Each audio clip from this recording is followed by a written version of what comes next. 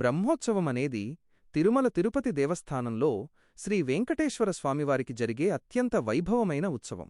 బ్రహ్మోత్సవమనే పదం బ్రహ్మ మరియు ఉత్సవం అనే రెండు పదాల కలయిక. ఈ పండుగను స్వయంగా సృష్టికర్త అయిన బ్రహ్మదేవుడే తొలిసారిగా నిర్వహించారని పురాణాలు చెబుతున్నాయి.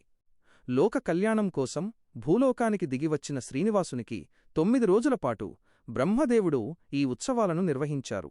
అందువల్ల ఈ ఉత్సవాలను బ్రహ్మోత్సవాలు అని పిలుస్తారు. ఈ ఉత్సవాల ప్రాముఖ్యత అనేక కోణాల్లో కనిపిస్తుంది.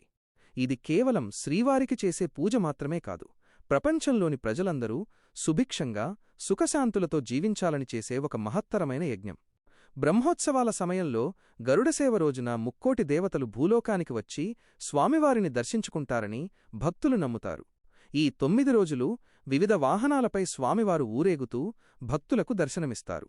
ఇందులో గరుడవాహనం, అశ్వవాహనం, హనుమంతవాహనం, గజవాహనం వంటివి ముఖ్యమైనవి.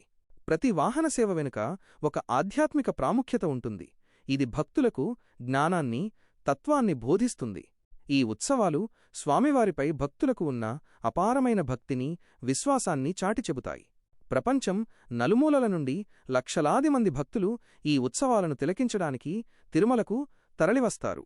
ధ్వజారోహణంతో మొదలై చక్రస్నానంతో ముగిసే ఈ 9 రోజుల పండుగ శ్రీవారి వైభవాన్ని, శక్తిని ప్రదర్శిస్తుంది. ఈ ఉత్సవాలు భక్తులను దైవత్వానికి దగ్గర చేసి వారి జీవితాల్లో శాంతి, సంతోషాలను నింపుతాయని నమ్ముతారు.